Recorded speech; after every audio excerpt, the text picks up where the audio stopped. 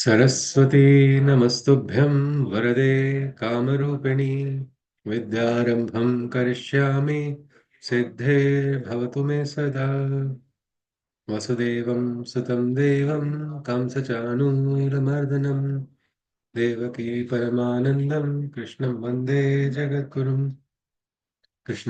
जगद्गुरुम्. Yes. Can someone recollect what is it that we saw last? Anything? Yes, please. Yeah, Yes. he saw an elaborate answer on the divine omnipotence, where because Dr. Nirodbaran had a question that the strength of the divine is different at different planes. So this is something Sri Aurobindo wrote an elaborate answer to his question on that. So he points out the fault and rigidity in some of the aspects that Dr. Nirodbaran has. Just because there is a Vyavaharika Satya looks like something else, it doesn't have to be the Mhm. actual and the Paramartha absolute and truth. Vyavaharik. Yeah, that Huh. 2 points will convert. Yes. And then he gives the example of infinity in mathematics. Just because they don't exist in the physical world, it does not mean that the logic is rejected. So, and similar is the case with that person called as Muttu. And if divine wills, it can happen, and he can also transform. And expecting the divine to show his power is not right, as there are some conditions that he has sent, and he's not bound to prove his powers. And a couple of arguments around why Sri Aurobindo and the mother should receive the supramental first. It is because of their progress and the work that they have put towards that. Yes. So it The question depends. was that why is it coming to them first? Why shouldn't it come to everybody? Everybody should get real Sakshatkar. Okay. Yes. So that was something we saw. And last we saw about the logics, what some of the bad logics Bad logics. that he had. So It's this is just the because. guru sitting and it is like dissecting. See, this is your bad logic. This is your bad logic. Namaste, Maji. Namaste, Sharda Namaste. Maji. And Namaste, Dr. Bhavana ji as well. All right. So this, what is this bad logics? That is what he pointed out. Sri Aurobindo told it. Because things have not been, therefore they can never be. So I think this is all. What do we think is the reason that this logic, bad logic, is there? Anybody? Nirodbaran is getting direct direction from Sri Aurobindo himself. He has come here with the purpose of sadhana. He's come to Pondicherry with a full sincerity, but he's not able to understand certain things that Sri Aurobindo is telling, and is countering them with some logic which Sri Aurobindo is identifying as bad. But why does he have to have bad logic when he's in the same atmosphere? Anybody? What could be the logic here?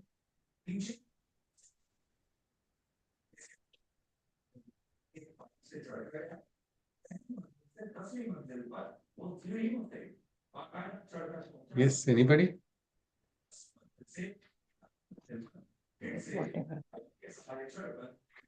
And since he's curious to know more, and when you're just too aggressive or something of that kind, where you want to know more and Jignasa more is things. never wrong. Jignasa is that interest or aspiration to know more. So that is never wrong. That does not, Jignasa is not the reason for bad logic. Hmm. Would you like to guess? Or Aditi ji, would you like to try? Sharda ji also, Maji also, or Dr. Bhavana ji, anybody? So curiosity is not the source of bad logic. Curiosity makes a person sick. So that allows a person to go ahead. Then what could be the reason? Maybe Yes, little, Aditi ji. maybe little rigidness on his part, and The rigidness of one's mind, rigidness of one's own way of thinking, and that is what we can say. This is the mental calculations which people make, no? That makes the problem because we try to attach ourselves. Rigidity is the right word. And rigidity is still not gone.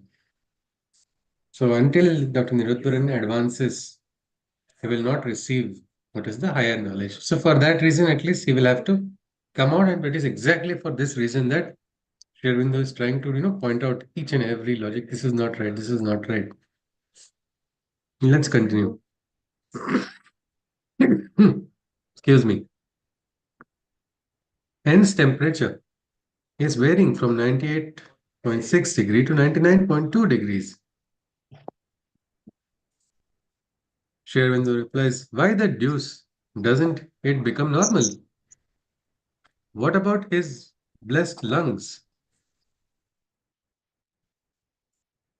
Nirodbaran, he wants to come to evening meditation. Will he? Sri Aurobindo says, depends on you.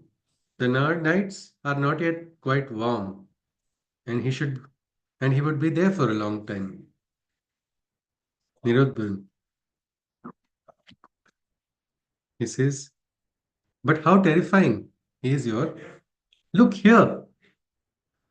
What I have heard about your extreme seriousness in former days, with there's a footnote here, is quite enough not to invite it farther on my poor head. So what is the footnote here? It is the man who never smiles, said Henry W. Nevinson, English writer and journalist who had met Sri Aurobindo in 1907 during his full revolutionary activities. So this was what was the name. So when Sri Aurobindo said his previous days, he said immediately reminded Dr. Nirodbaran is scared. He says, look here, but how terrifying is your look here? What I have heard about your extreme seriousness in former days is quite enough not to invite it further on my poor head. He says, oh, I don't want you to go back to that man who never smiles kind of state. Sri Aurobindo replies, bad logic again. When I write, look here, it means I am not serious, however terrifying I may be. Nirodbaran, he continues. Only I find that you have beaten me right and left for what I did not even intend to say. So look at that. He's saying, see, I have been singled out. This is not, I am not intending to say this. You are only taking that wrong meaning. Sri Aurobindo replies, of course, one is most responsible for what one does not intend. It is besides the nature of bad logic to imply what the logician did not mean or did not know that he meant. Ignorance is no defense in law, and non intention is no defense in logic. Such is the beauty of life. It's a harsh truth. Sri Aurobindo is talking about. He says, such is the beauty of life. This is something very important. Many times you say, I didn't intend to say this. But then why does this happen? Anybody, this also, if you just want to look at it for a moment, I didn't intend to say this, but the meaning went or not? By implication. So what is the reason? This is actually like a polite way of saying I didn't intend to, I don't mean to hurt you, but you are a foolish person. When you say that you are hurting the person, but I don't mean to hurt. These are all what we can say. Here Sharon says, see, ignorance cannot be used as a defense. Not in law also, no? I did not know. Can the doctor say after operating wrongly? No. I did not know this rule was there. That is why I did cheating. No, that ignorance is not a defense at all. Same thing in life also. So here this is very important. One is most responsible for what one does not intend. You're communicating something, you should communicate clearly, and you cannot dictate, no, that my communication must be interpreted this way only. That means you'll become a dictator only. If you are going to everywhere dominate and this is how it should be. So you have said something, maybe with good intention, but it has gone elsewhere. Something is wrong in the communication, or the communication must be changed. But we cannot hide behind the I didn't intend. So that is something important. It is besides the nature of bad logic to imply what the logician did not mean or did not know that he meant. Ignorance is no defense. Many times that is said, what is in your heart should be in your mind. What is in your mind and what is in your heart should also be on the tongue. When all three are there, we will have good communication. Damleji's guru had talked about Damleji in front of other sadhakas. He had said, here is a person who can communicate to a dead body also. To a non-living being also, he can communicate. That was his power. He was so sensitive, he was so alert, he would understand things. And nowhere is that excuse. Even now, when I speak, if I fail in the communication, I'm immediately pointed out, see, this is it. I can't use this, oh, I didn't intend to say this to escape. Because that is the truth. Truth has to come out correctly. There is a part of what we call sadhana also. There is a part of what we call vaktapa also. We studied that in the Bhagavad Gita. It is an important aspect of our life. Let's continue. Nirodbaran, he writes, GL came for glycerine. Rajangam asked me to see his throat, since he has been going on applying it mechanically.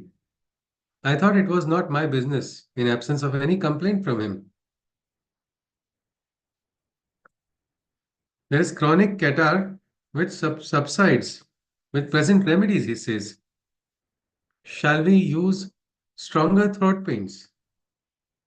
R says that it is our duty to see how a man is getting on, even though he doesn't himself volunteer for examination or treatment. Because he says, you are right there, your duty is to go on checking. Sri Aurobindo replies, R's theory is excessive. We are doubtful about the advisability of stronger paintings. It tends to pull down the natural resistance in the throat. I don't know what this is, this painting, throat painting. Anybody has heard of this? We'll probably do a little research and see. This is in the time of 1935. If it's good, maybe I can also look at my throat trouble. Anyway, but let's see. This it tends to dull down the natural resistance in the throat. Let's continue. Nirodbaran says, excuse me, I did not say that a street beggar or a proletarian can't manifest a great spirituality. I know that there have been cases where fishermen, barbers, and robbers have been transformed into spiritual men by the touch of saints, prophets, and avatars. So I don't deny the action and the effectiveness of the divine power. Harvinder says, then why bring in the poor street beggar at all? Nirodbaran continues. He says, but others say, and it was a central question, that wherever the divine power has successfully acted upon and miraculously changed those who were in their external nature, robbers and social pariahs, they are probably in them. There was probably in them interiorly something latent. And they say, excuse my reiteration, that those who have evidently no music or poetry latent in them, the divine cannot bring out the elements in spite of his omnipotence. You see, no, yet the earth revolves around the sun. Like that, Dr. Nirodban's logic is again going back to that same point. Because unless there is something, some talent, nothing can be manifested. Has Sri Aurobindo already countered this before? Yes?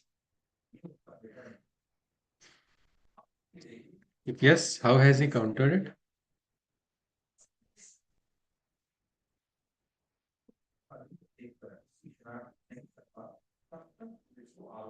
Yes? Anybody?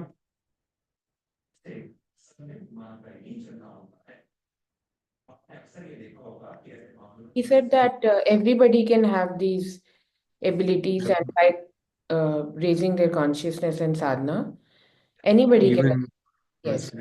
absolutely barren land can get transformed And and that is suddenly beautiful.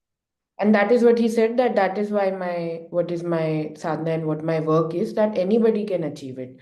So it is not Yeah. that there is special power Yes. or any. He gave long explanations, but still you see again, because the Dr. Nirodban's rigidity is there a little bit. He's growing, no? He's learning, he's experiencing and growing, so he wants to question and get it cleared. If you Mm. remember Krishna Arjuna Samvada, Krishna also is asked by Arjuna. And he said one nice thing, only you alone can clear this doubt. And you must answer every question. But the problem is, he was not asking the right questions. We have to now wait for Dr. Nirodbaran to go deeper. We will get, because we want to get a glimpse of what is the supramental world. No, Sri Aurobindo. He has talked about it, which is going to transform what? The entire world at large.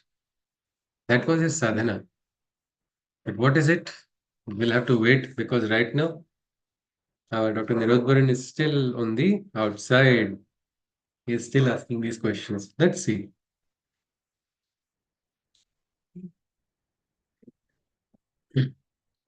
Aurobindo replies, what is the use of this argument based on a probably? You say that in one in whom poetry and music are not evident, the omnipotent divine is important to create poetry and music. Yet, in whom virtue and sainthood is not evident at all, criminals, debauchees, etc., he can produce sainthood and virtue. When it appears, it is supposed to have been probably latent. But why can't poetry and music also be probably latent, even when they are not evident? To say that only moral capacities are latent and mental capacities cannot be is a sheer absurdity. There are plenty of examples of particular mental capacities manifesting in men who had them not before. A man makes one magnificent speech in his life, writes one or two splendid poems. All the rest is either silence or twaddle.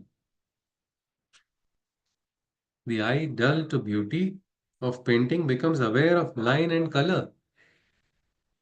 The man who was no good at logic or philosophy can develop into a logician and a philosopher. When he was no good, these capacities were not evident. They become evident only when they appear. So, this is something we'll just look at this para. So, he said, what? We have examples of saints being created out of sinners, crooks and robbers becoming transformed. We have the story of Valya becoming Rishi Valmiki. So, you're saying moral transformation can happen where there is no good quality in that person, suddenly it can manifest. Then how is it that poetry and other things which are mental faculties, how can it not? If one side you agree, you have to follow the same logic. And he begins the logic with probably. Means that also is not sure, no?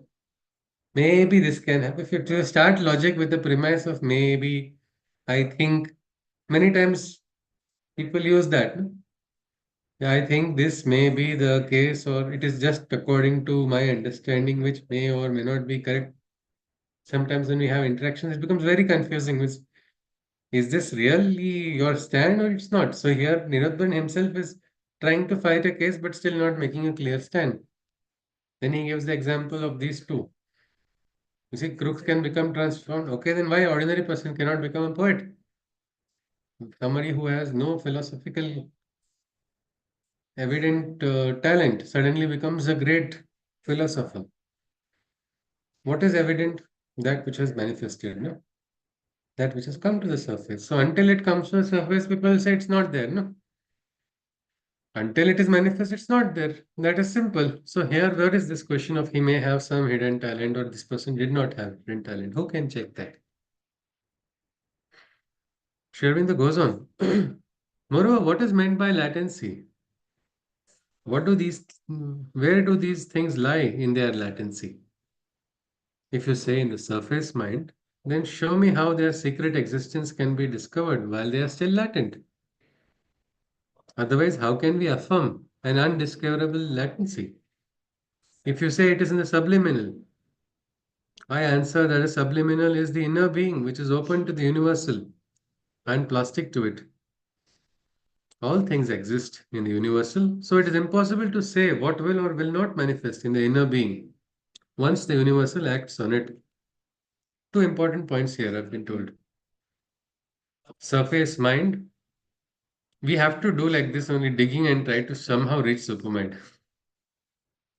Whatever Shervindo is going to, we'll have to take bits and pieces as we journey through this correspondence.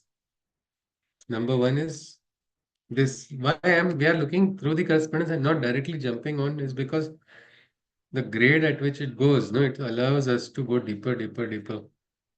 Otherwise, we will suddenly, without learning to swim, jump into an ocean. It will become difficult. So that is something. Here, surface mind is there, and there's a subliminal mind. Surface mind is something which is on the surface of the mind. Everything which we talk, think, and whatever whatever superficial thoughts are all there. They are in the surface. Sometimes you can even identify what's in the surface mind of the other person. But subliminal is that which is deeper, which is connected to the universe. So then how can you say nothing is there in the subliminal when it's connected to the universe? And when it is in the universe, then the force of creativity can manifest from any way. There's no guarantee, is what Sri Aurobindo says. It's impossible to say what will or what will not manifest once the universal acts on it. If the divine is omnipotent, he can do it. If he can't do it, he is not omnipotent. So simple, Krishna Sri Aurobindo is saying. You declare a God as omnipotent. That means he can do anything. If you say he's limited, he cannot do anything, that means you have to stop calling him omnipotent. So you can't keep, just playing with your own logic without any base. What is this absurd self contradiction of an omnipotent who is impotent? If the divine does not, it is because he does not choose to, for one reason or another. And I have tried to explain to you how the things work. It is because he conditions his own working to suit his own self made law and purpose. This is the divine working in this Bhuloka. There is Maya, there is Prakriti, and he has to work according to these rules. Who's created those rules? Divine only. Who is following it? It is the divine only who is following the rules that he has created. So he'll not break that rule. That does not mean he's not omnipotent. He goes on. He says, when I argue with Nirodban says, when I argue with these people, I say that maybe these things are latent, but even if they are not, divine can make them manifest if he chooses to. Then you mean to say, they reply, that a Muttu can be metamorphosized into the saint or an avatar. A very big jump indeed. They're not leaving the poor Muttu, no? Everyone, everyone is giving his example only. I tell them, leave out the avatars, they are perilous examples. But a Muttu can surely be turned into a great spiritual man by the omnipotent divine. That is quite possible. Then these people answer, yes, maybe it is possible, but we are in no way wiser for it because it is not done. Now we don't know what is latent and what is not latent, but great yogis and avatars do. So we request you to tell us what is meant by mukam karoti vachalam and whether the divine can sow a seed in a barren, unproductive plot of land, reap the harvest of music, poetry, and spirituality out of it, or whether he brings these things out from seeds which are already there in the soil, latent. I think I can understand something from this question. Dr. Nirodbaran is having some reference to himself. He wants to experience this. He wants to experience this poetry. He wants that music inside of him. He wants to experience spiritual realization. So he's really firm on this. Sharmindo replies, because he asked the question, what is the meaning of Mukam Karoti Vachalam? We all know this because in the Gita class we keep studying this again and again. Mukam Karoti Vachalam Pangum Angayate Girim. So what is this? Sharmindo says it means exactly what it says. That a man in whom there was no evident capacity can suddenly or rapidly manifest that capacity by the divine grace. That is also there in the shloka, isn't it? Yat kripa tamaham vande paramananda madhavam. It is the grace. So Sri Aurobindo goes on. He says, indeed, such things happen. even without the direct intervention of the divine grace. So, a fortiori, the grace can do it. He can make the barren, unproductive land productive and fertile. Even a man can do that, say Mussolini or the Japanese agriculturist. Seeds are thrown into the soil. They don't lie there for 1,000 years and then sprout. But first, make clear what is meant by the soil. The surface man, the subliminal man. In every human being, there are these two. And if you can say something about the first, how can you say about the other? So, again, the same dichotomy of the surface mind and the subliminal mind. What are you talking about? Which talent is going to manifest? Where? Seeds are thrown, they sprout immediately after a particular time. They don't stay like that, no, for thousands of years. This is something. Nirodbaran goes on. He says the examples of an unlettered Ramakrishna or a Saint Peter and others do not prove much. One may say that big spiritual figures can do take birth in humble social disguises. When all is said and done, the latent theory cannot be entirely waved aside. It seems that the divine too usually follows the path of least resistance. I mean, he brings out generally those tendencies and capacities that one is born with. That is, things that are talent. You see, God also is not working equally, he said, according to Nirodbaran. God is looking at a place where least effort is required. Means God is also lazy, like human beings, according to this logic which he has said. The path is divine usually is following, and now he already has Sakshatkar or what? Look at the argument. Usually God's following this only. He brings out general tendencies, capacities that one is born with, things that are latent. Sri Aurobindo replies, I mean, how he can tolerate so much same questions. Me and my friends have discussion. I'll say, enough. What is this? Enough. I have a very less tolerance. I have to learn to stretch my tolerance capacity.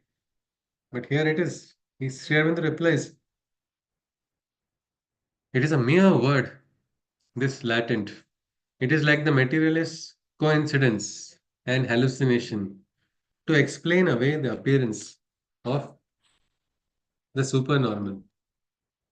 At least it is so unless you define its action and modalities. Certainly it is the usual case, but the usual is not the limit of the possible. Very beautifully shared with us saying, see, you're using this word latent just like people use the word hallucination and coincidence. Where do we use these two? Anybody?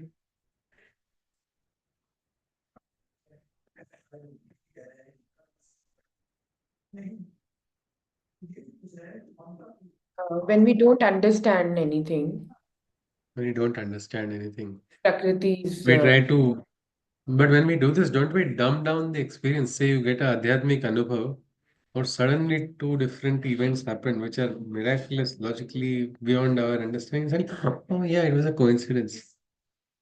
What happens then? It is a materialistic view, no? A materialist view is dismissing what is supernormal. So this is what Sherwin is telling. Look at this. It's like that, trying to explain away the appearance.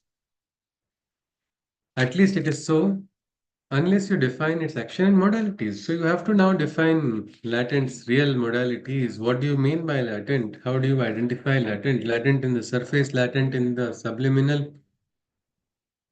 Is there any way you can identify what is latent? Can I identify what is latent in you? Or can you identify what is latent in me exactly? Can you tell? No. The one who is working very hard and not getting results, people will say, "Ah, this fellow is useless. So he's mad. This person cannot do anything right. Nothing is going to happen." And then suddenly that person starts getting success. And then the same people say this person had that talent from the beginning. We've heard that. No, one day they'll say you are like this, you are like that when you are failing. And when you are successful immediately. So this latent aspect is very, very what we can say, it is just up to a person's whim. There is no specific logic behind it. I think we must have also experienced that in our life also, isn't it? Until something comes in the front, people don't believe or trust in us at all. I know my relatives, my father's side relatives went to my mother's mother and mother's father, telling them your grandson is doing thing. His life is going wasted. They had no relation to go there. They never interacted, as far as I know, before that also and after that event also. But that time they went specifically to tell and so my grandparents got worried and they were saying, "What is your son doing? You have to do something to trying to ask." So basically, it was not there. And then suddenly, after some, I have not met anybody, and then after 7, 8 years, 9 years, they're all saying, "Oh, very nice, very nice." I'm saying, "Hey, you are the same people. How did I change?" No, no, you were always like that. Earlier, you were always foolish. And these are all perspectives which don't have base. So this latent aspect, when we try to dismiss divinity, we try to dismiss the experience for ourselves or the ability to perceive things. So Sri Aurobindo says, no, it's not like that. Just because you're saying it doesn't usually happen does not mean it will never happen. No, that's not the limit of the possible. Nirodban goes on. He says, now about your personal example, you speak of the evolution theory to prove that it can be done, though the domain I touched upon was only the spiritual. If the scientists say that man has not been able to create living things up to now and therefore he will not be able to do so in the future, that it can't be done, what will be your answer? And if similarly I say that a Tom, Dick, or Harry cannot be a Rama, Krishna, or Sri Aurobindo, what reply will you give? He's saying man cannot create life just like that. Scientists have been telling because it cannot be done. Scientists are clear in this aspect.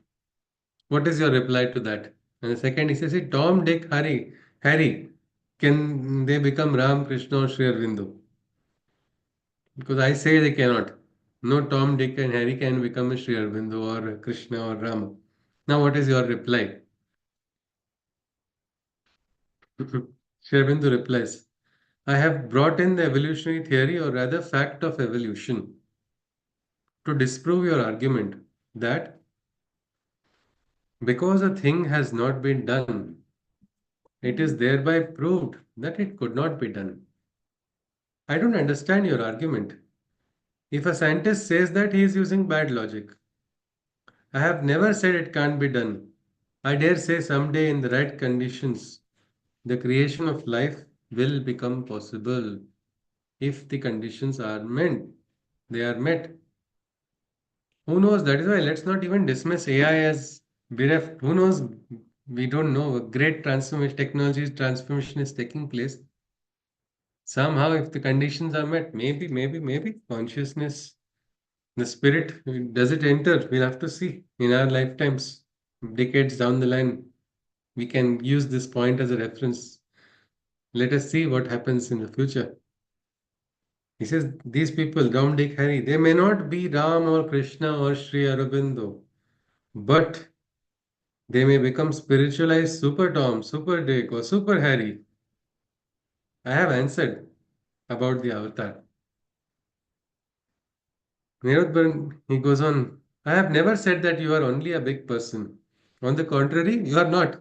And hence, nobody can be like you. Nevertheless, I don't quite follow what you mean when you state that whatever you achieve is possible for humanity to achieve. Your attainments opening the way for others to follow. Again, he's questioning the entire basis of Sri Aurobindo's sadhana. He says, see, you are giving your own example. I never said that you are only a big person. You're not only a big person, meaning you have other talents also. You are supreme and blah, blah, blah, whatever he wants to say right now. But he's countering the very base. He says, I don't follow what you mean. What you achieve is possible for humanity to achieve. Your attainments are going to create a way. Is not believing that Sri Aurobindo getting a realization or creating a ground for realization through his sadhana, creating a marga for humanity, is going to make humanity follow that same path. Sri Aurobindo replies, it is singular that you cannot understand such a simple thing. I had no urge towards spirituality in me. I developed spirituality. I was incapable of understanding metaphysics. I developed into a philosopher. I had no eye for painting. I developed it by yoga. I transformed my nature from what it was to what it was not. I did it by a special manner, not by a miracle. And I did it to show that, to show what could be done and how it could be done. I did not do it out of any personal necessity of my own or by a miracle without any process.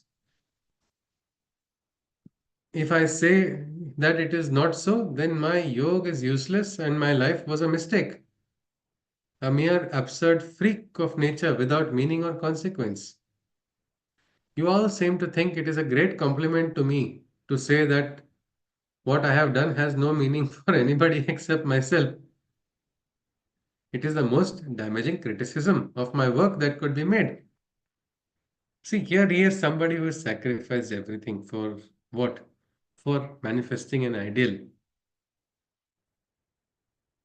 Just by this, yes, is actually dismissing, no, the very fact of this manifestation. When you question, it is like the one who is doing the labor of a god to bring about a great realization among everybody. To say that this cannot be done by anybody else because he is too great, this is not a flattery, this is not a praise. This is actually the worst criticism a person can do. There is a Hindi phrase, they say, Baap se beta savai. Means the child must become better than the father. A guru aspires that the shishya must become greater and better than the guru. Because that is the way, the way is being shown for progression. Here, Sri Aurobindo is laying this path of what is the supramental. For what? For a great realization, for a great growth in humanity. Krishna also did for what? Loka Sangraha, no? What is Loka Sangraha? Betterment of the world. Again, Loka Sangraha also means coming together of all the peoples. Coming together for what? For that higher consciousness only, isn't it? Sarva Bhuta Hite Rataha. That is again, it is not individual salvation. A lot of people they feel, I want to get my moksha, I want to disappear, I want to become one with the divine. Gita is for what? It's asking you to become one with the divine. Here, rehive her. But then when you dismiss all of this, Sri Aurobindo says this is the worst criticism you can do as a Shishya. Nirodbaran goes on. If a man has transformed his nature, he couldn't have done it all by himself as you have done. Sri Aurobindo goes on. He says, I also did not do it all by myself. If you mean by myself, the Aurobindo that was. He did it with the help of Krishna and the divine Shakti. I had help from embodied sources also. Means this is something which is very clear. Sri Aurobindo says, I did not say, it's very difficult to say somebody is completely self-made, no? Everybody receives this, and this is only the tattva of consciousness flowing. And Sri Aurobindo had directly got experiences of Shakti, means the divine mother's Shakti, as well as Krishna, both, and and also other embodied souls. Swami Vivekananda had come to him in jail. There were other experiences. You can say these are all what we will call from belonging to the occult plane. But that was there. Even Sri Aurobindo had guided the mother when she was in France. She got experiences. She was addressing somebody as Krishna, and when she saw Sri Aurobindo, like, this is the Krishna I was certainly looking at. She was so, what we can say, overwhelmed. Immediately she surrendered. It does sound very weird, isn't it? That somebody from one place can guide another person somewhere else. But do you think it's impossible? It's very much possible. It is very much possible. Nowadays, of course, we have technology. People can talk from Asia just like that. Earlier days, that was not there. Even when that technology was not there, there was a network. Now, also, I'm finding a very interesting aspect. We have social networks, which are mostly antisocial. People don't really socialize. They waste their time forming groups in what we can say, criticizing the other groups. Whichever has greater following will show greater dominance. It is just like gangs before. But there is another network which is behind this network. Again, time and again, I keep seeing that, and I'm very surprised how people are connected by the divine. Just recently, we were searching for a researcher. We tried to get one, two researchers from eminent university, immense institutions. We did not, there was the spirit was not there, so the research work was not going ahead only. Then finally, I just put a message in the on online. I want somebody's help for this. One person connected another person connected to another person, and then this person whom I don't know suddenly called me from Atlanta. We had a nice conversation. I said, very nice. I think from the conversation, I feel, I don't know, I like that person. Immediately that you have, instead of doing this work on job work, you are welcome into the team. Now I had to consult the other people. I didn't consult. I just said, welcome into the team. Then I said, anyway, I'll have to talk to them. Do you know these two people? He said, I have been following these people online already. I know the other person. Then I called up one person who is in charge of one particular aspect to ask if I can. He said, he is the right person. I have been following him for many years. So what is this? This is a connection which is there, which is a divine network. So this is all 100% possible. This is something we should understand, that this yoga, which is Sri Aurobindo's yoga, is for the manifestation of the divine, wherever we are. There is no age, there is no location, there is no time, there is no, that this cannot happen. It can happen anytime, anywhere, any place. Because who is the doer? Naham karta, harihi karta. The divine is the doer. Divine wishes, divine wills. Anybody can get transformed like this. It is the divine will. Our job is to become receptive to it. This is something which is not yet understood. So that's where all the questions are rising. They are rising again and again. Because until this aspect of rigidity is dissolved, the person will not be able to move ahead. So he says the same thing. I got help. I got help from embodied sources also. Sri Aurobindo himself says he got support from that divine network. Let's continue. Nirodbaran says, I should say that avatars are like well fitted, well equipped Rolls Royce machines. Sri Aurobindo replies, all sufficient to themselves, perfect and complete from beginning. Hey, just roll, Royce, and ripple. So again, wordplay and pun by Sri Aurobindo. The fact that this is 1935, huh, it's pretty cool. That time also he is able to make these. Nirodban goes on. They do have plenty of difficulties in the journey, but just because they are like Rolls Royce, they can surmount them. While the rest of humanity is either like loose and disjointed machines or wagons to be dragged along by the avatars and great spiritual personages. Floating on the heights of the overmind, you have overlooked what this earthbound clod crawling over lowly plateaus has meant. He says, Sri Aurobindo, you are there in that overmind, so you are seeing from there. You are that Rolls Royce. Okay, journey will be difficult, all that is understood, but Rolls Royce will go very easily. Again, I am not trying to, nobody's trying to promote any brand here. We are just reading a conversation. And that was that time. Nobody is giving a rating of that, how it is right now. But otherwise, somebody will immediately sue me or something afterwards. Your organization is not supposed to use this name, that name. We are reading out. I clarified. So here he says, see, look at the others. They are like wagons. being driven. Some disjointed machine, somehow, what we call khatara vehicle, something like that. So they are destined to be just driven by some force or tow or somebody is going to pull them like great saints pull people on the right path. Floating on the flow on the heights of overmind. He says, see, Shervindo, you are living in that overmind state. So from there, you're not able to understand poor people like myself. We are in the lowest plateaus. We are crawling every day, little by little. You are there floating. You are having the highest insight. You're not able to understand from my perspective. Asking God to come down and say, you become like me and see. You're not understanding. Oh God, that is a very strange way of saying. Shermindo replies, Great Scott, what a penal servitude for the great personages and the avatars. And where are they leading them? All that rubbish into paradise. So this you're dragging all these ways. Where is this being dragged? Into paradise. This rubbish is going to go to paradise, is what he's asking. Means this is a slavery given to the avatars. How is it that how is that any more possible than creating a capacity where there was none?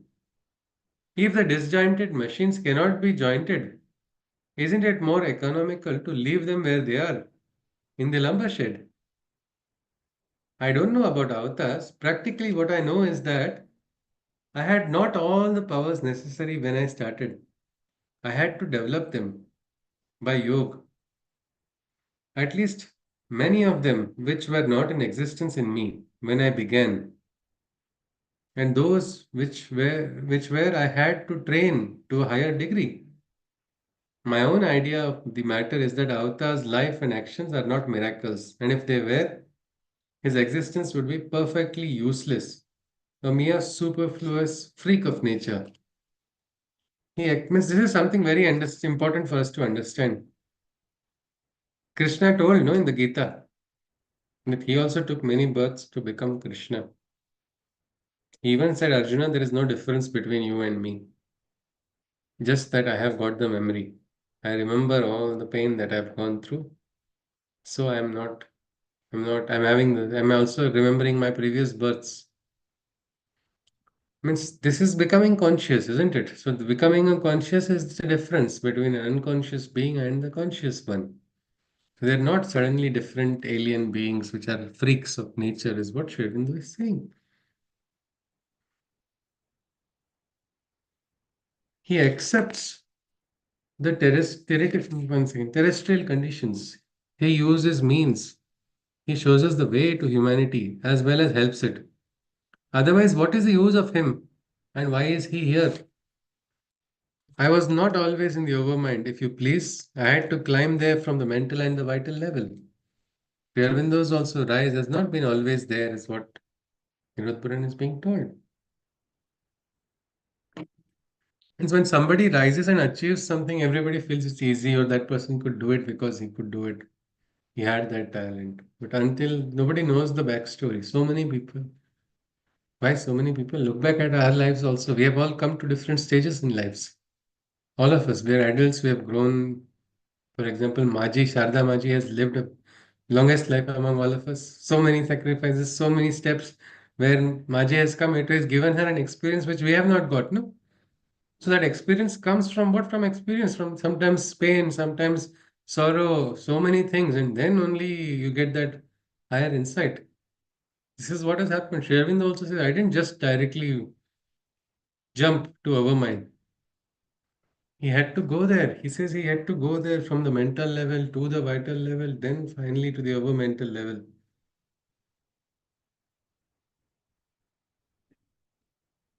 Last point, we'll look at one more question of Nirodhan because it's got a very long answer. Nirodhan says, really, sir, you have put into my mouth what I have never mentioned or even intended to. Just a few moments back, Sherwinder, we saw what he had told, isn't it? You are responsible for it. No, no, no, don't take it wrongly. This is like that. I want to tell you this. He's again using that dialogue to Sri Aurobindo himself. Sri Aurobindo replies, you may have mentioned it, you may not have mentioned it, but it was implied in your logic without your knowing that it was implied. See how considerate he is. This is so beautiful, no? The humility also. And he says, see, I know you didn't know you were. He says, I know you were not implying it, but your statement implied it. You have to own up to it then. Logic has its own consequences, which are not apparent to the logicizer. It is like a move in chess by which you intend to overcome the opponent, but it leads logically to consequences which you didn't intend and ends in your own checkmate. In chess, also, when people play, what happens? Everybody plays to win, isn't it? So you make a move thinking, I am going to outsmart that person, but that move really creates an opening for something else, and another happens, and finally there is checkmate. It goes back there. You can't invalidate the consequences by saying that you didn't intend them. So let us at least take this as a message for all of us. I didn't mean to say this. Don't hide behind that anytime. Own up, own up. All right. That's how this person got this meaning. Maybe I should have clarified better. I agree. I take a step back. I apologize for the wrong meaning. Though not intended, it has been conveyed. I would like to rephrase and say again, or something like that. Even communication makes a lot of difference. Many times, even big things which have to manifest suddenly get lost because of certain times with our words or actions which are not intended. Why? Well, those were the actions. No, can you just say, I like you insult somebody? And you say, I didn't intend to insult you, but the insult has happened. No, it happened by mistake. It's over then. So that is why you have to take up. You cannot just invalidate the consequences. He goes on further. Let me remind you of what I wrote about the avatar. Just one more thing. One of the simplest things to do is when something happens which you don't intend, instead of trying to hold on to our logic, no, I didn't intend, I didn't intend, because that will not allow you to go forward at all. You have to quickly try to see, Acha, this was the possible meaning. Because look at how Sri Aurobindo is beautifully, seeing even the opposite perspective and accepting it. This is something we have to learn. Lokasangra will not happen until you unite the opposites. In our Bharat also, right now we are getting a great churning, spiritual churning is taking place. Different cults are also again rising. Earlier they were suppressed. Earlier they were called redundant or they were called something backward. And now they are rising. But with that, there's also a rise in aggression, which has to then transform into unity. Ekatvam anupashyati. How will people see that oneness? Then only that divine realization will be got. This is the will of the Vedic rishis also. Sam gachadvam, sam vadatvam. Let us all understand each other. So this is important. So let us not ever hide behind. I didn't intend. At least in our corporate world also, we cannot escape. No, and we say I didn't intend to say this. But your manager has got that message, or team leader has got a different message. Then you have to bear the consequences. My friend, unfortunately, after engineering, he joined the company and he made a mistake, which he did not intend. First mistake he did, and he was a very smart person. Unfortunately, he did that mistake. God only knows what happened. If that mistake cost his company 85 lakhs, I remember him telling me, my God. I said, what did you do now? He said, "No, no, I started working again. I started working hard. They did not take me out of the company because there was a bond. These engineering companies, they have this. You get a bond that you cannot, for some years, you have to serve. You cannot go anywhere else. They also didn't feel like relieving him. But then he again rose up by his karma only. But he owned up for his mistake. If you try to hide, you will not be able to come out of it. That's what why Sri Aurobindo is trying to again tell. See, no. You can't escape consequences just because you didn't intend. He says, let me remind you what I wrote about the avatar. There are two sides to of the phenomenon of avatarhood: the divine consciousness behind and the instrumental personality. The divine consciousness is omnipotent, but it has put forth the instrumental personality in nature under the conditions of nature, and it uses it according to the rules of the game, though also sometimes to change the rules of the game. So the divine consciousness working on what? On the instrumental personality. So the avatar has an instrumental personality, isn't it? Rama's personality was different. Parshurama's was different. Sri Krishna's was different. Each of them. But they were all avatars of the divine consciousness, bearing a different outer instrumental personality. प्रभु को नियम बदलते देखा. So that Ah, yes. Yes, Dr. Bhavanaji, absolutely. Like Anup Jalota's bhajan is there. प्रबल प्रेम के पाले पढ़कर प्रभु को नियम बदलते देखा. So I've seen change. Sometimes the change has to come. Sri Krishna came, no, to bring about a big change. Everybody was like, Shabda is everything. I will hold on to it even if it is against the spirit. Bhishma's pratignya. Arre, today we all laugh at that pratignya because we understand, this was wrong. What is the meaning of this? The basic aspect, but at that time it was required. No? Somebody had to come and teach. First, Ram Rajya should be established. Then only people will know the importance of words and everything. Then, when people understand the importance of words, they have to understand the spirit also.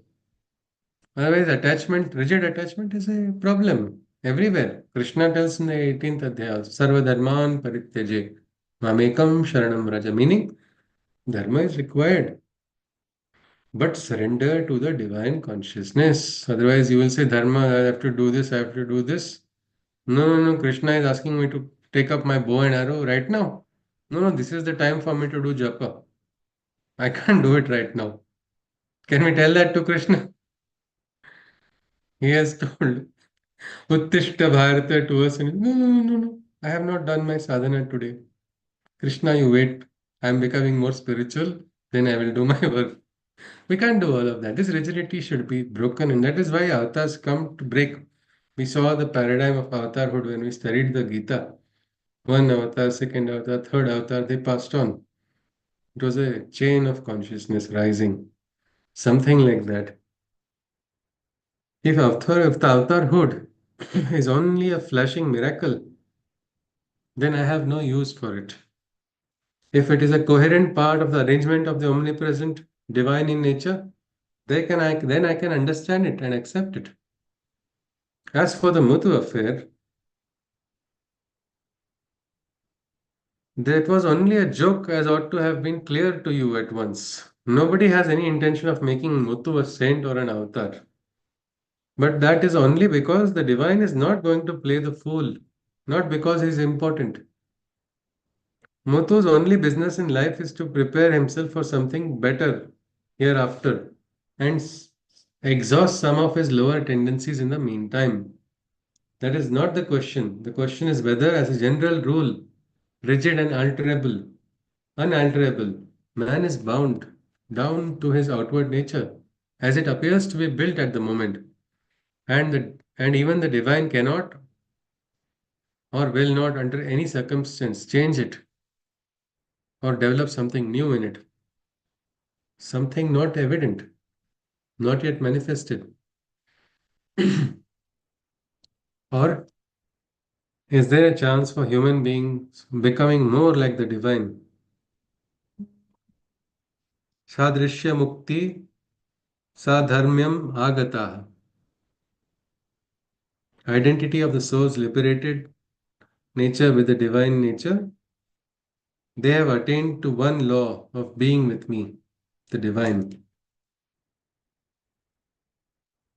If not, there is no use in anybody doing this yoga.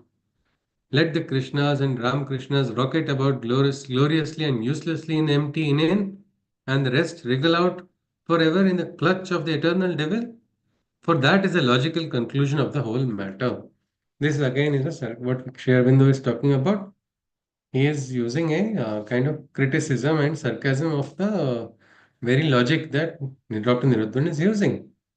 That means all the avatars will do miraculous things. Everybody will remain continuously in the clutch of the devil. They'll never be able to evolve. That is the logical conclusion of the argument.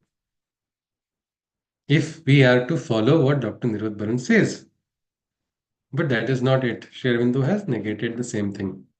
So with this, I think we can complete our today's session. Can is anybody having any query, anything, any question? No? If not, can somebody summarize?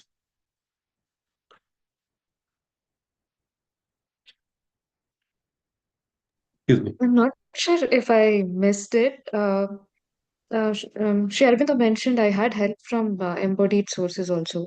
I just wanted to understand what does that mean. No. Um, Yeah, embodied sources or embodied souls was the word. Sources. Sources. Ah, okay. Means now we know about saints doing sadhana in one place. You have heard of people getting darshanas of those saints in somewhere else? Mm. Means one person is here. Same Yes, time, the yes. person gets there. What is it? We call them emanations of those. That consciousness, it goes, it travels, and you think of somebody. Sometimes all the time, suddenly this person's voice comes to your head. You're hearing it. Or sometimes you feel oneness, though there's a big physical distance also. This is what we can say one type of communication. Now, for those souls who have departed the physical plane, this is for those who are present, no? Their beings travel, beings communicate. Why, even high spiritual souls, even ordinary people also, when the bond is very clear and strong, no? Easily communication can happen. Means like husband, wife also sometimes, wife will suddenly say, ah, did you eat? Like, ah, yes, I was just thinking about this. You have correctly told me at that same time. Even before the call came, both of them got the same time because that's like a connection. But now, when we are talking about guidance from embodied souls, I think that was probably a reference to even how Swami Vivekananda had come to talk to Sri Aurobindo. Means one was he's mentioned, see, very subtly he's speaking to Nirodhpur. Means these are big things, huh? These are big, big things. For us, it's like something to it will blow our mind. What? Krishna came and helped directly. Shakti came and helped. Ma Bhavani helped. Durga helped. How did it happen? These are all things which don't understand. But he's just used it in one line and told that. And also some embodied souls. These are souls like that of Swami Vivekananda. Dialogue took place. Even now, Sri Aurobindo communicates with people. Sri Aurobindo is said to have been operating in what is the subtle physical layers. We don't know it yet. We don't know what is we are maybe in surface mind, including myself, I'm saying. But on the subliminal mind, it is connected with what? With a higher network, with a higher consciousness. There the dialogue takes place. Sometimes we also don't know we are getting pushed around in our life ahead. We don't know how things are happening, how things change, everything. It's just happening. So here, this is actually direct. Sherwindo is talking about a direct communication which took place. He got science. He got the science of the Vedas through different means. So this is one of the means through embodied souls. Many times people get that experience. You go into dhyana and quietly you experience. And somebody in Australia told about how they experienced Damlini's presence in Australia. And they had that some kind of, so you told me this, that really worked. Means how is that possible? It is a spiritual phenomenon, definitely. And it's what Sri Aurobindo talked about, or how Sri Aurobindo communicated with the mother. The mother knew nothing about the Indian Shastras or other things that way. But she got trained, she wanted guidance, she was getting it, she was receiving it continuously. She was herself one higher, wonderful, great soul who had come with a purpose. Born in France, so far away. Think of all the barriers, no? Culture, country, all of it. And why should she work about India and focus her life and dedicate everything into a fishing village in Pondicherry, leaving France? Why? Because that was a call. But she got guidance from Sri Aurobindo, whom she at that time did not know. She called him Krishna. And the dialogue took place. So that is what the dialogue could be meant. I mean, that words could have meant that. Is that clear, Chitraji? Yes, yes, Right. yes. Yeah. All right. So fine. So yes, summary. Anybody, Chitraji, Mahiti or Dr. Bhavanaji also. Anyone? Yeah. We conclude after that. Closing time. Shop has to be closed. So shutter will have to be done before that. We have to complete this transaction. Yes. Okay. Okay, I'll Chitraji starting. Yes, please. yeah, Most welcome. yeah, and yeah, we started with the importance of communication and effective communication, basically. Though he feels that Dr. Nirodbaran felt that he never intended to say something, but it was getting conveyed that way. So that is something we saw the importance of clarity in communication. And then again, Dr. Nirodbaran gives examples of how some robbers they got transformed because probably he thought that that was concealed within them, the good nature or the transformative nature, and that element was already present. And but if something of that sort doesn't exist, it doesn't manifest at all. So this was something that, as an argument that Dr. Nirodbaran had placed. And Sri Aurobindo points out that probably aspect itself is states that it's not connecting properly because again you're just proposing that it's probable. And he reiterates that divine is bound to the laws that he has created, and it is his game, and the rules are something that he has set. So that does not disprove his omnipotence. And he points out how it is not really possible to identify the latency that exists in the subliminal mind, which is deeper than the surface mind. So, Subliminal. Yeah. subliminal mind. Yeah. And he also gives this example of how he was not into spirituality and other aspects, and how because of yoga he was able to Metaphysics attain specifically. metaphysics Because capacity he for did read paintings. about all of this Greek aspect, Greek spirituality, everything. Yeah. So that is all these things he attained through yoga, and what did not exist before manifested, and this was all done within the rules of nature and not some miraculous process. And he did not do that for personal gains as such. And he also mentions that he was able to achieve all these things by Krishna's grace and the divine Shakti and also the embodied sources. And he also clarifies the role of avatar. So Dr. Nirodbaran says that avatar is entirely different from a normal person, and they are um, capable of doing certain things where a normal person might not be able to achieve that completely. So the avatar basically he takes this form, the divine takes the form within the terrestrial norms and shows a path and transforms. So this is the role of avatar. It's not just to show his miracles and powers. That's not the purpose of an avatar, or that does not mean that's not just avatar. So there's a role that the avatar brings about the transformation. So these were some of the important points. Yes. So we are waiting for Dr. Nirodbaran to go deeper for us. We can see because I think we don't have this question, isn't it? That talent is a minimum requirement, that this much talent should be present as a base for divine manifestation. But then does that mean we are ready for any manifestation of the divine in us? Or that also? No, not this. Don't ask me to do salsa. I don't want to do that. No, no, don't ask me to do this. I don't want to. I think we should be in a position where we are ready for whatever the divine wants, irrespective of whether we like it or we don't like it, without a slightest worry. Am I talented or am I not talented? Am I pure enough or am I not pure enough? Am I strong enough or not strong enough? Divine wishes, divine will do. No? Krishna has given that tool, Dadami Buddhi Yogam Tam. I will give you, I will plant that intelligence, I will plant that wisdom. Simplest thing is where can one plant a wisdom? Means where can, if in the mind that is free, no? Or if the mind that is full.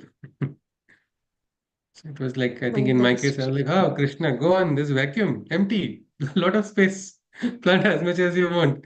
Then we are lucky if we can just tell this to the divine. Come on, as much as you wish, whatever. As Sri Aurobindo also says, no? Use yantrani chale yantram yitheshtham gananaike. Use the instrument as you wish. This is a hymn to Durga by Sri Aurobindo. In Sanskrit, it is there. Use this instrument, this body, this oh God, use it as you wish. Prakashasva prakashasva sviya shaktim prakashet. Meaning you are only going to put the battery, you are only going to put the light, you are only going to charge it. So that is your with your light, let me function. So that is the ideal way. Let us never ever think that we are not significant enough or we are not powerful enough or means if at all the thought does come inside, it's all right, it's okay, I'm not powerful, I'm not at all powerful, I'm the most weak person in the world. But with the God's help, with the God's support, with the God's force, I can do anything because I may not be omnipotent. The divine is omnipotent, and I have no doubts about the omnipotency of the divine. And if that omnipotency can work through me, anything is possible. Like Sri Aurobindo says, no, all is possible when the God touch is there. So that is something we'll have to see. I think at least we don't have that doubt. So that's a wonderful aspect to end the note on. Yes, let us see what we will see next about Sri Aurobindo's yoga through this light and yet light and deep. It is both, no? The correspondence. It is light-hearted also and at the same time deep as well. Like now, Chitraji asked a very important question. Maybe I also missed it a little bit, but that question immediately made me also realize, see how about Krishna's experience, he's talking about Shakti also, his experience. We'll have to probably study and see. There are other writings. That would be something always fun. In between the week, when we get the time, no, we can actually, like I think Aditi ji shared how she is listening to the lectures of Dr. Alok Pandey also, Dr. Nirodbaran as well. Like that, some reading can also be done to back us up so our understanding becomes better and we can share what we understand. So, all right, with this, we conclude with a Shanti Mantra. Yeah, Yes. I was saying that embodied souls can also refer to so many people helped in saving or Sri Aurobindo's life also. People were people died, tried to get him out of prison. So even the divine workings was there through those people. No, but here he used embodied sources. Embodied in the sense is these are physical beings, but embodied sources generally because he's if you look at the context, it is with context of Shakti and Krishna. No, it's talking about this the spiritual aspect very much. Means Okay. we don't know the exact way. If we recognize the way, it will be brilliant. How he received the knowledge of the Vedas inside of the prison. Even today, the biggest of Sanskrit scholars, some of them are very irritated with Sri Aurobindo. I saw that in a conference. They were very, very angry because you need to study this way, you need to do it like this, you need to do this way so many years. And how is he saying? And then now, just because he's saying, other people think it can be done. What is the meaning of it? Because nobody has exactly found out how he realized it. That is the challenge, and that is what we have to identify. Maybe we'll also get that knowledge. There are ways, we'll have to see how it can be done. You said Totakacharya. So Ah, you yes, already yes, telling yes. that. So he can be inspiration for every one of us. Absolutely, absolutely. So, all right, let us conclude. I think I concluded or no? Yeah, let me conclude. Today I said it also. We had one more session. I thought I concluded there. Yeah, all right. सर्वे भवन्तु सुखिनः सर्वे सन्तु निरामयाः सर्वे भद्राणि पश्यन्तु मा कश्चित् दुःखभाग् भवेत् हरि ओम् तत्सत् कृष्णं वन्दे जगद्गुरुम् Pudarmilama. Hari Om. I did Yeah. not fall asleep today. Yes. Thank you. Hari Om. Yes.